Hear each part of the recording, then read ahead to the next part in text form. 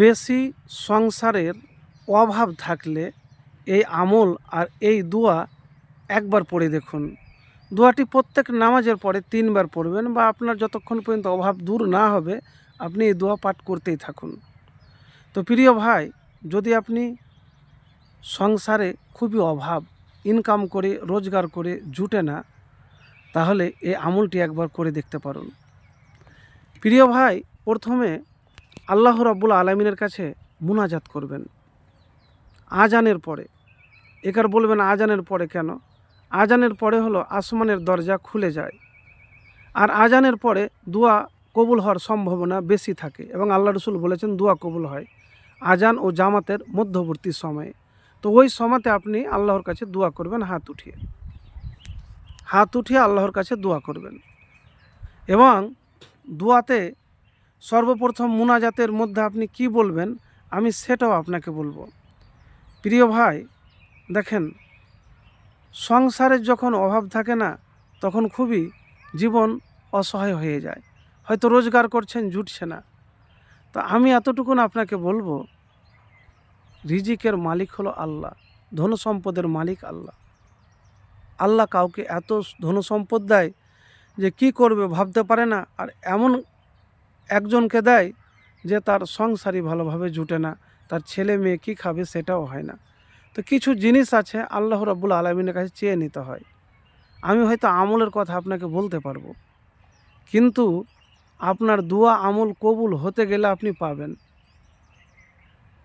যদি আপনার দোয়া কবুল হয়, দোয়া করতে পারেন, আল্লাহর কাছে চাইতে পারেন ধৈর্য ধরে, তাহলে পেতে পারেন। তো আমি মুনাজাত কীভাবে করবেন সেই ব্যাপারটা আপনাকে বলে দেবো। কেন দেখেন, অনেকেই মুনাজাত করে, কিন্তু মুনাজাত করতে যেয়ে কিন্তু মুনাজাত ভালোভাবে ধৈর্য ধরে করে না। তো আমি সর্বপ্রথম আপনাকে বলবো, হাত উঠাবেন, আল্লাহর প্রশংসা করবেন।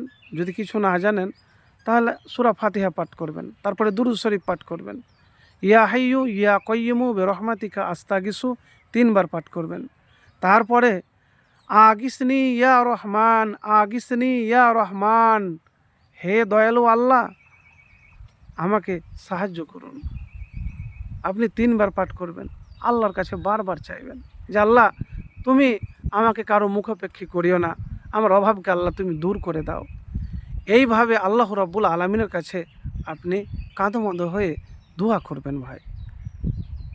আর একটি দোয়ার কথা বলবো, এর আগে হয়তো শুনেছেন, আমি কোনো রকমের বানাওয়াটি কথা বলি না, হাদিস থেকে যতটুকুন পাই ততটুকুনি বলি।